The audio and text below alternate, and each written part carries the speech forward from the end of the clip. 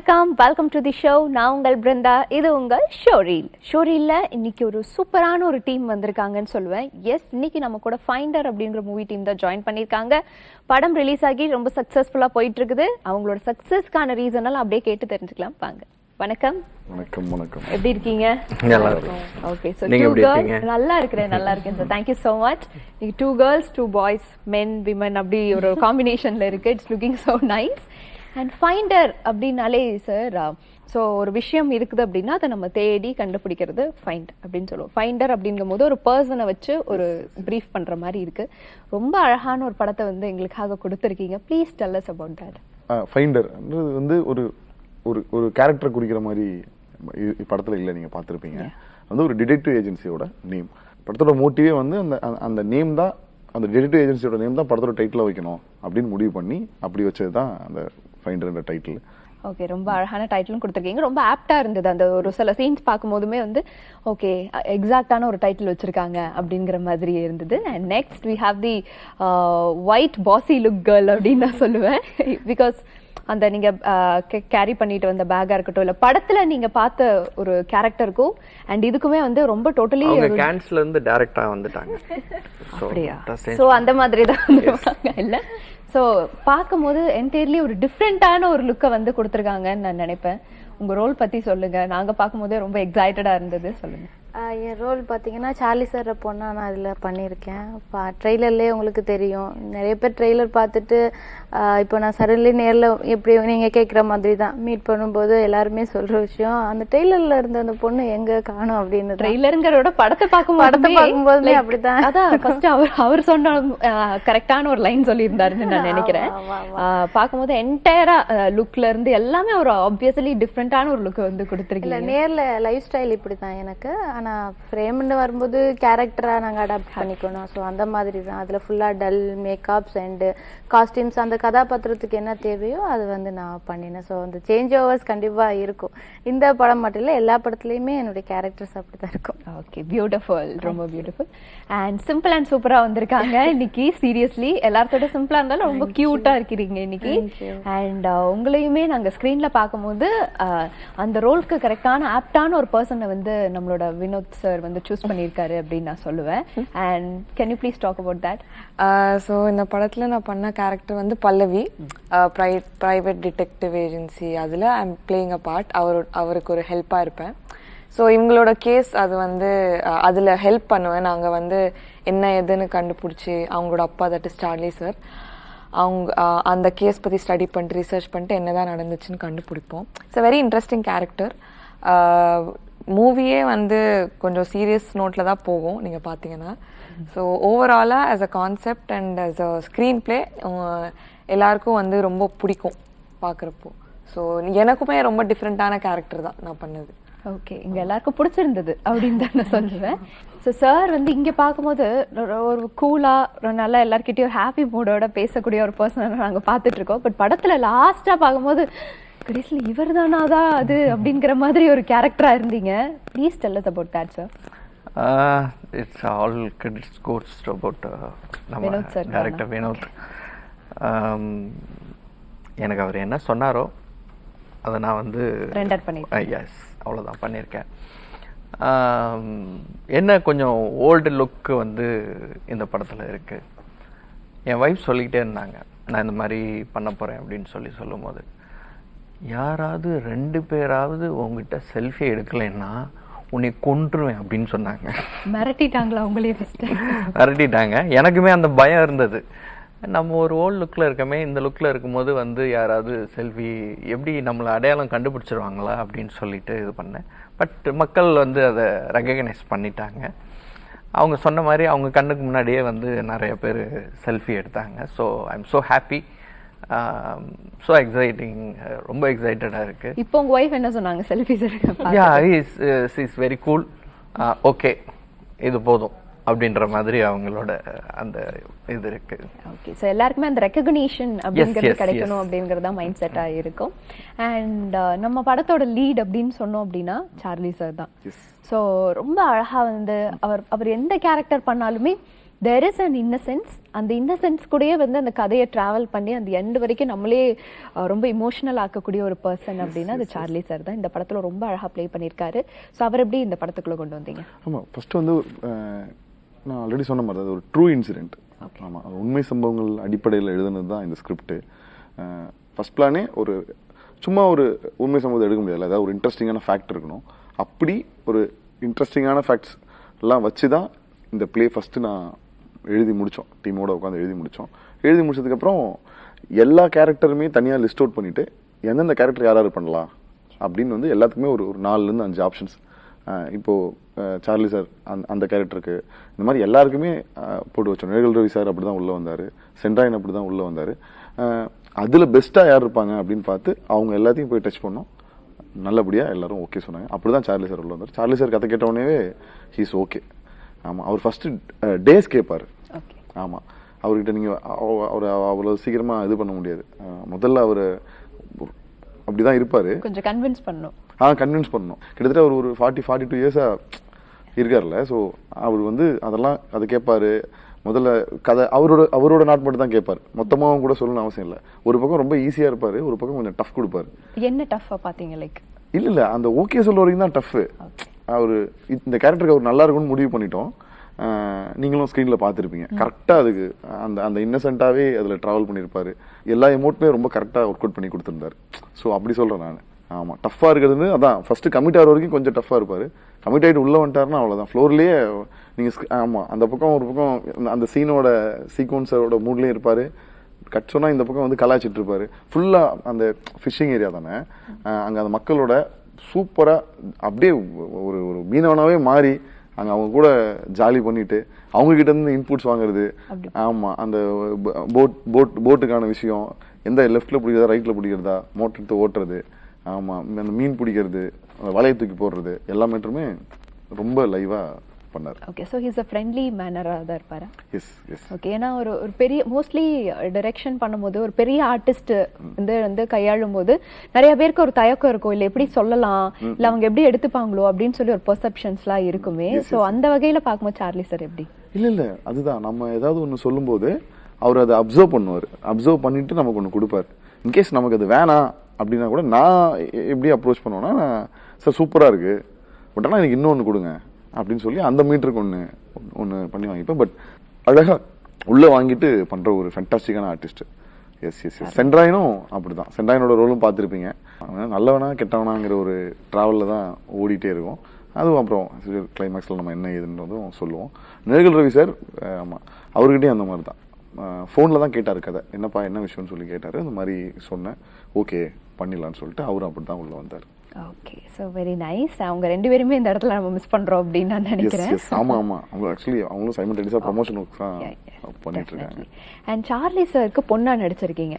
So he is very coolest person அப்படின்னு இவர் சொல்லும் போதே இருந்தே எங்களுக்கு தெரியுது.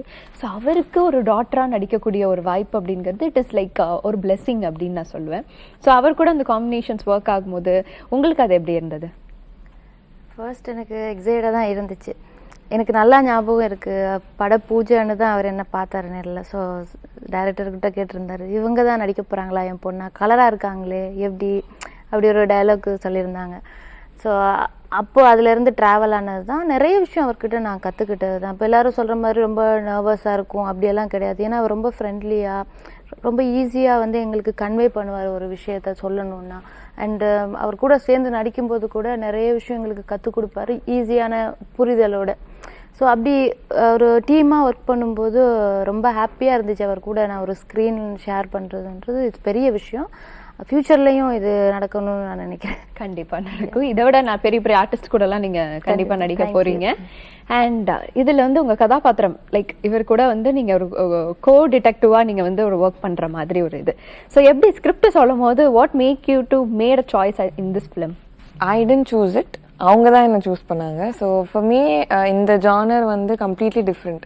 நான் இதுக்கு முன்னாடி பண்ண படங்கள் வந்து காமெடி அந்த மாதிரி மிக்ஸில் தான் இருந்துச்சு. So this is something serious. And இன்னொன்று என்னென்னா, ஜென்ரலாக நம்ம எந்த படம் பார்த்தாலுமே based on a true story or based on a true இன்சிடென்ட்னு போட்டால் அந்த ஏர்ஜ் ஒன்று வரும். ஸோ இது வந்து it's a true incident. So இது எப்படி கொண்டு போவாங்க அப்படின்னு சொல்லிட்டு எனக்கு வந்து ரொம்ப ஆர்வமாக இருந்துச்சு. ஏன்னா எல்லாரோட பெர்ஸ்பெக்டிவ் பார்த்துட்டு கடைசியில் தான் என்ன உண்மைன்னு தெரிய வரும். எனக்கு ஆக்சுவலாக ஃபுல் ஸ்டோரி சொல்லலை, என்னோட கேரக்டர் சொன்னாங்க. ஃபர்ஸ்ட் ஹாஃப் இன்டர்வல் பிளாக் வரைக்கும் மட்டும்தான் சொன்னாங்க. கிளைமேக்ஸ் வந்து நீங்கள் அப்புறமா போக போக தெரியும் அப்படின்னு சொல்லிட்டு அப்படியே விட்டாங்க. ஸோ எனக்கும் ரொம்ப இன்ட்ரெஸ்டிங்காக இருந்துச்சு. ஓகே பண்ணலாம், கொஞ்சம் டிஃப்ரெண்டாக இருக்கும் அப்படின்னு. ஆமாம், and it's a new team, எல்லாருமே நியூ டீம். ஸோ எனக்கு ரொம்ப ஜாலியாக இருந்துச்சு to work with them. Okay, சரி. இதுல லாஸ்டா தான் உங்களை ரிவீல் பண்ணியிருக்காங்கல்ல இந்த படத்துல. ஸோ ஸ்டார்டிங்ல இருந்து, ஆனா உங்களுக்கு ஸ்டார்டிங்ல இருந்து சாருக்கு ஸ்டோரி சொல்லியாச்சா? இல்ல சொல்லல. யாருக்குமே வந்து அது சார்லி சாரோட கம்ஃபர்ட் தான். சரி, சார்லி சாரே வந்து என் ரோல் மட்டும் அதை மட்டும் சொல்லுப்பா போதும்னு தான் கேட்டாரு. ஸோ எங்களுக்கு அது ரொம்ப ஈஸியா போயிடுச்சு. சார்லி சாருக்கே இவ்வளவுதான் சொல்லியிருக்கோம். அது மாதிரி எல்லாருக்குமே அவங்கவுங்களோட பார்த்துனும் அதை மட்டும் தான் சொல்லியிருந்தோம். இது இன்னும் சில பேர் ஸ்பாட்டுக்கு வந்ததுக்கு அப்புறம் அதெல்லாம் திரும்ப கொஞ்சம் 2-3 கரெக்ஷன்ஸ்லாம் இருக்கும். திடீர்னு எடுப்பாரு, சடன் கரெக்ஷன். ஆமா, சடன் கரெக்ஷன், குழி நோண்டுவாரு, இதை பண்ணுவாரு அதை பண்ணுவாரு. இப்படி ஸ்பாட்லயே தான் எல்லா வேலையும் சொல்றது, அங்க டப்புன்னு செஞ்சு அப்படி முடிக்கிறது. வந்து ஓல்டு கெட்டப் போட்டுட்டு இது பண்ணிட்டு உட்காந்து ஷார்ட் வச்சு எடுத்துட்டு இருப்பாங்க. முடிஞ்சு ஓகே டேக் ஓகே அப்படின்னு சொல்லிட்டு, சார் நீங்க இப்ப எங்க வாங்க அப்படின்றவாங்க. மேக்கப் ஃபுல்லாக நான் வந்து ரிமூவ் பண்ணி கலைச்சி மறுபடியும் வேற ஒரு கெட்டப்பில் திரும்ப அதுக்குள்ளே பயங்கரமான ஒரு ஃபயர் இருக்கும். இந்த டீம் எப்படின்னு பார்த்தீங்கன்னா எல்லாமே பிலோ 25, ஒரு செம்ம ஃபயராக ஒர்க் பண்ணாங்க. துருன்னு இருக்கு. எஸ், ரொம்ப இதாக இருந்தது இந்த டீம். அவரோட டீமே வந்து உண்மையிலே இந்த நேரத்தில் நான் அவங்களுக்கு ஒரு கங்க்ராச்சுலேட் பண்ணிக்கிறேன். ரொம்ப இதாக ஒர்க் பண்ணாங்க. உண்மையிலே பாராட்டுதலுக்குரியது. அதுவும் இந்த வயசில் இவ்வளவு ஒர்க்கு, இவ்வளவு நாலேஜஸ்ஸு, இவ்வளவு டெடிகேஷன், இதெல்லாம் வந்து அவரோட டீம் வந்து உண்மையிலே பாராட்ட வேண்டிய ஒரு விஷயம்.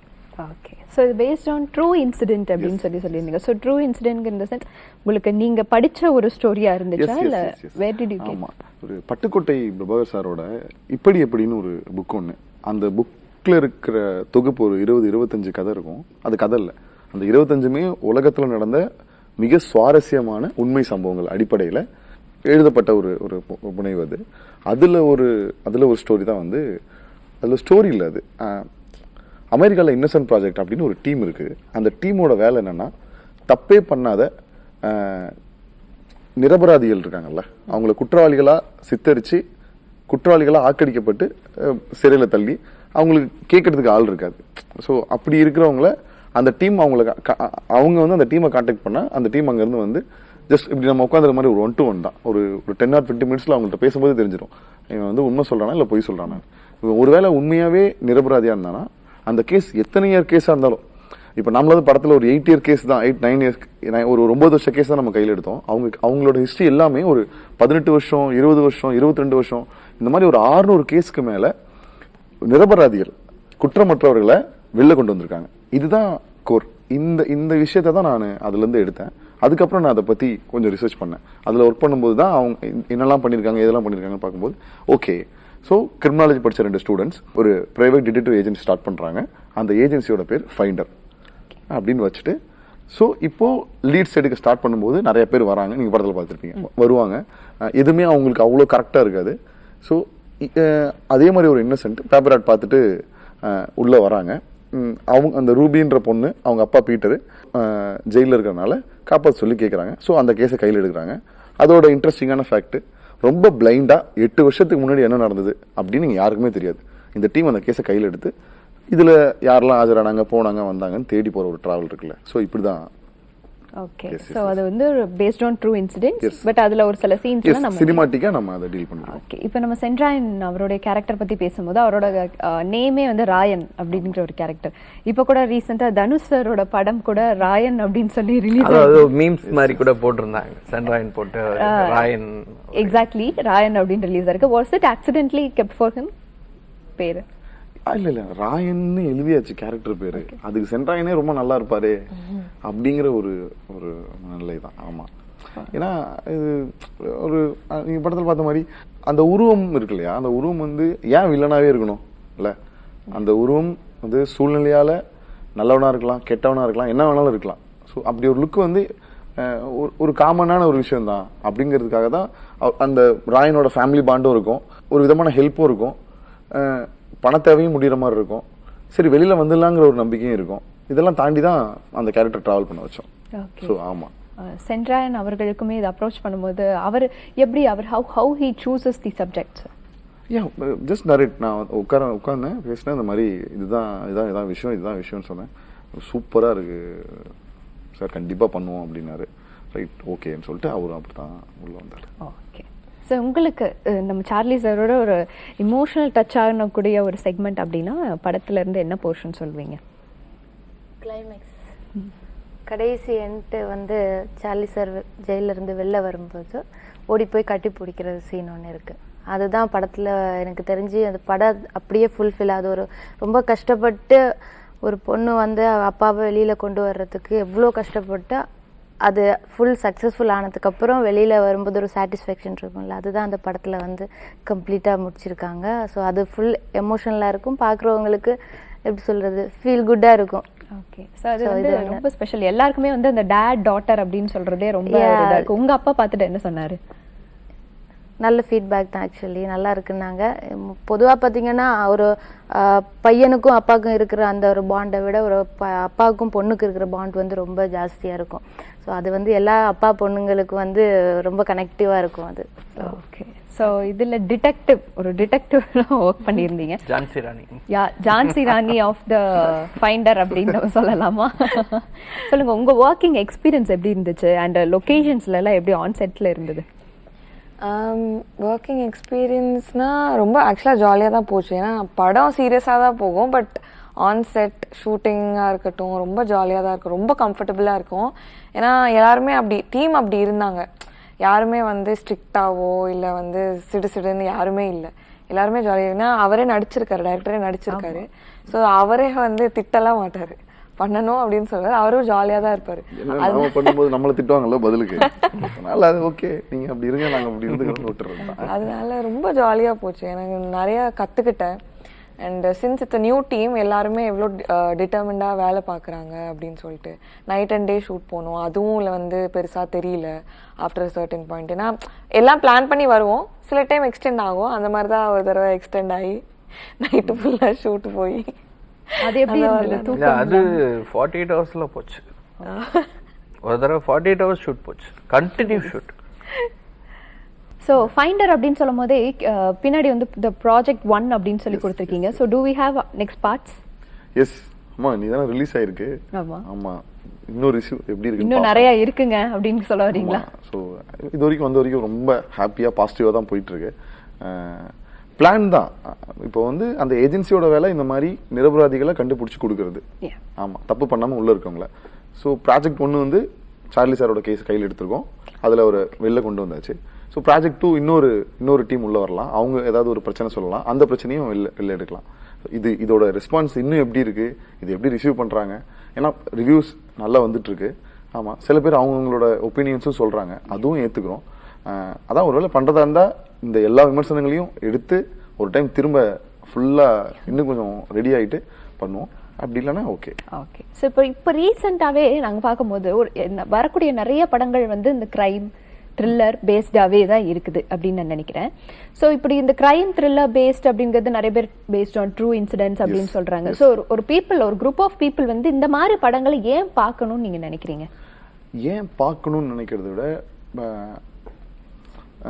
அதுதான் சொல்கிறேன், ஒரு 200 ரூபாய் கொடுத்து தேட்டருக்குள்ளே வரணும் அப்படின்னு முடிவு பண்ணிட்டாங்க அப்படின்னா அவங்களுக்கு நம்ம என்ன, அவங்க எதை எதிர்பார்த்து வருவாங்கன்னா, ஒன்று என்டர்டைன்மெண்ட் இருக்கணும், இல்லை இன்ட்ரெஸ்டிங்காக ஒரு 2 மணி நேரத்தை கடத்தணும். இது 2 தான் மேஜரான ஃபேக்ட். இல்லை அப்படி இல்லைன்னா ஃபேமிலியோடு போகும்போது ஃபேமிலியான ஒரு படமாக இருக்கும். இப்போ இந்த மாதிரி படம்னா A centre, B centre, C சென்டர்னு இந்த மாதிரியான தனித்தனியாக பிரிக்கிற வேண்டிய தேவை இருக்காது. ஸோ இன்ட்ரெஸ்டிங்கான ஃபேக்ட் எல்லா ஜானர், இந்த மாதிரியான எல்லா சென்டர் ஆடியன்ஸுமே உள்ளே வருவாங்க. ஸோ இந்த கிரைம் த்ரில்லர் வந்து ரொம்ப சேஃபாக இருந்து விளையாடுறது, டைரக்டர்ஸ்க்கும் ஒரு சேஃபான ஒரு பிளே, ஆடியன்ஸ்க்கும் ரொம்ப இன்ட்ரெஸ்டிங்கான பிளே. எஸ், அதனால என்ன நடக்க போகுது அப்படின்னு சொல்லி அந்த மைண்ட் படம் நல்லா இன்ட்ரெஸ்டிங்கா இருக்குப்பா அப்படின்னா ஓகே, அது வந்து ஒரு 2 மணி நேரம், அது ஒரு சினிமாட்டிக் எக்ஸ்பீரியன்ஸ் தானே. அப்படி பண்றது தான் ரொம்ப சேஃபான, ரொம்ப பாதுகாப்பான இடத்துல இருக்கிற மாதிரி. ஆமா, ஏன்னா இதுக்கு நம்ம கரெக்டான ப்ளே பண்ணி கரெக்டான ஸ்க்ரீன் ப்ளே கொடுத்துட்டோம்னா ரொம்ப ஈஸியாக அதில் வந்துடலாம். டெஃபினெட்லி. அண்ட் லிரிக்ஸ் வந்து லிரிசிஸ்ட் பத்தி நம்ம பேசி ஆகணும். ஆமா, கவி கண்டிப்பா பேரரசு பேசி வைரமுத்து ஆகணும். சார் அவர்கள். ஸோ அவரோட லைன்ஸ் ஒவ்வொன்றுமே வந்து அவ்வளோ உயிரோட்டமா இருக்கும். ஸோ அவர் எப்படி நீங்க அப்ரோச் பண்ணும்போது வாட் ஹி சே? எஸ், நான் வந்து படம் ஃபுல்லாக எடுத்து முடிச்சிட்டேன். 3 சாங்க்கான விஷுவலும் கையில் எடுத்துட்டேன். அப்போ தான் இதுக்கு வந்து எனக்கு வைரமுத்து சார்னா அம்மானா யாருக்கு சார் பிடிக்காதுன்ற மாதிரி அவரோட பாட்னா யாருக்கு பிடிக்காது, அவர்னா யாருக்கு பிடிக்காதுல்ல, எவ்வளோ பெரிய லெஜெண்டில். ஸோ அவரை வச்சு பண்ணாதான் நல்லாயிருக்கும் அப்படின்னு சொல்லிட்டு நேராக விஷுவல் எடுத்துகிட்டு அப்பாயின்மெண்ட் வாங்கிட்டு வீட்டுக்கு போயிட்டேன். ஆமாம், சார் வந்தார். வந்தவுடனே கொஞ்சம் நேரம் முதல்ல பேசினார். பேசி முடிச்சுட்டு நான் சொன்னேன், சார் இந்த மாதிரி சார் நீங்கள் பண்ணீங்கன்னா ரொம்ப நல்லாயிருக்கும் சார், இதுதான் சார் கதை, இதுதான் சார் கண்டென்ட்டு அப்படின்னோடனே டைட்டில் என்ன சொன்னீங்க அப்படின்னா ஃபைண்டர் அப்படின்னு. கொஞ்ச நேரம் யோசிச்சார்.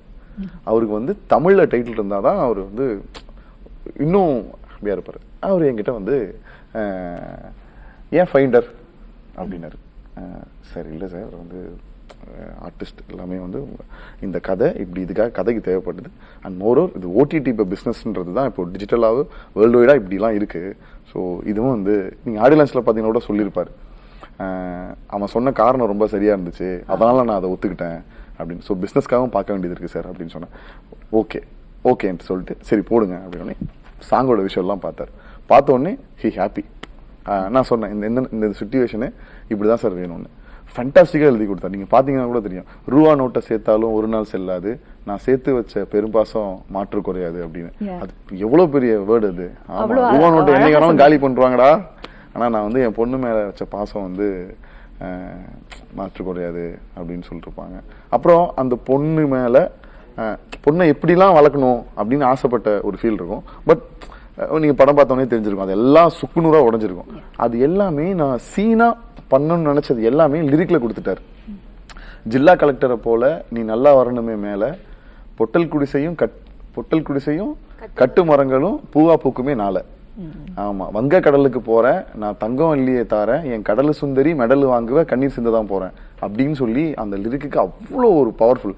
நான் அதாவது என்னோட வேலையே அந்த பொண்ணுக்கும் அப்பாவுக்குமான பாண்டு, நான் ரொம்ப ஒரு சீன் கிரியேட் பண்ணணும், நான் ரொம்ப எமோட் கிரியேட் பண்ணணும், அவங்களோட பாண்டெல்லாம் இப்படி தான் காமிக்கணும்னு சொல்லி விஷுவலே இல்லாமல் எனக்கு ரொம்ப சூப்பராக ஃபேண்டாஸ்டிக்காக நான் எடுத்துகிட்டு போய் கொடுத்ததுக்கு எழுதி கொடுத்தாரு. இது எல்லாமே வந்து ஐ திங்க் ஒரு 3 நாளில் ஒரு சாங், அந்த அந்த கிளைமேக்ஸ் முன்னாடி வரும் இல்லையா, அந்த சிக்கிக்கிற சாங், அதெல்லாம் உட்கார வச்சு எழுதி கொடுத்தாரு. ஆமாம், அதாவது சாரை கொஞ்சம் பிஸியாக இருந்தார் அந்த டைமில், அவரை பிடிக்கிறது தான் கொஞ்சம் சிரமமாக இருந்துச்சு. பட் கூப்பிட்டாரு நேராக வாங்க அப்படின்னு சொல்லி நானும் மியூசிக் டேரக்டரும் போனோம். போடுங்க அதை போடுங்க, திரும்ப போடுங்க, சொல்லுங்கன்னாரு. பட்டப்படப்படம் எழுதி கையில கொடுத்துட்டு nice. It's an amazing person in writing, right? ஆமா, அப்படிதான் உள்ள வந்தார். ஸோ விஷுவல் காமிச்சிட்டு தான் அவரை நான் வந்து ஓகே பண்ணேன். பாடல்களுமே ரொம்ப அருமையா இருந்தது. கண்டிப்பா எல்லாத்துக்குமே அந்த கிரெடிட்ஸ் போகணும்னு நினைக்கிறேன். அண்ட் படம் வந்து அதை விட ரொம்ப அழகா இருந்துச்சுன்னு நான் சொல்லுவேன். ஏன்னா ஒவ்வொரு படத்துல இருக்கக்கூடிய சீன்ஸ் ஆகட்டும், அதை வெளிப்படுத்தின விதங்கள் ஆகட்டும், ஒவ்வொரு கேரக்டர்ஸுமே அவ்வளோ அழகா வாழ்ந்திருக்கீங்கன்னு சொல்லுவேன். இதே மாதிரி ப்ராஜெக்ட் 2லயும் நம்ம மீட் பண்ணுவோம்னு நான் நினைக்கிறேன். Thank you for joining. கண்டிப்பா நான் எப்படியும் வெளியே வந்துருவேன். ப்ராஜெக்ட் 2ல நான் தான் வில்லனா இருப்பேன். அவர் இப்பவே சொல்லிட்டாரு ப்ராஜெக்ட் 2ல villain. Thank you for saying this content exclusively. And also ஒரு விஷயம் மென்ஷன் பண்ணோம், நம்ம படத்தோட music director Surya Prasad, fantastic work. அவரோட பேக்ரவுண்ட் ஸ்கோர், அவரோட சாங்ஸ் அண்ட் எல்லாமே வந்து நான் சொல்கிறத விட டைரக்டர் சொன்னால் இன்னும் நல்லா இருக்கும்னு நினைக்கிறேன். சொன்ன மாதிரி தான் வைரமுத்து சாரை பற்றி சொன்னோன்னா, வைரமுத்து சார் இவ்வளோ சூப்பரான லிரிக் கொடுத்துருக்காரு அப்படின்னா அதுக்கு அந்த இசை தான் காரணம். ஸோ ஆமாம், நான் இந்த டைமில் நாட் ஓன்லி மியூசிக் டைரக்டர், என்னோட கேமராமேன், என்னோட எடிட்டர், என்னோட ஆர்ட் டைரக்டர், ஒட்டுமொத்த டீம், ஒட்டுமொத்த க்ரூ, என்னோட கோ டைரக்டர்ஸ், அசோசியேட் டைரக்டர் எல்லாருக்கும் நன்றி சொல்லிக்கிறேன். இது எல்லாத்துக்கும் உருவாக காரணமாக இருந்தால் என்னோட ப்ரொடியூசர் ரஜு சுப்ரமணியம் சாருக்கும் நான் ரொம்ப நன்றி சொல்லிக்கிறேன். தேங்க்யூ. ஸோ இன்னும் மிகப்பெரிய ஹைட்ஸ் நீங்கள் ரீச் பண்ணணும் அப்படின்னு சொல்லி புதுயுகம் சார்பாக வாழ்த்துக்களை தெரிவிச்சுக்கிறோம். Thank you for joining. Thank you. Finder அப்படிங்கிற மூவி ரொம்பவே ஒரு நல்ல மூவியாக ரிலீஸ் ஆகி தேட்டர்ஸில் பயங்கர சக்ஸஸ்ஃபுல்லாக போயிட்டு இருக்கு. இதே மாதிரி ஒரு அழகான இன்டர்வியூவில் நான் உங்களே சந்திக்கிறேன். Until then, it's tada, bye bye from Brinda.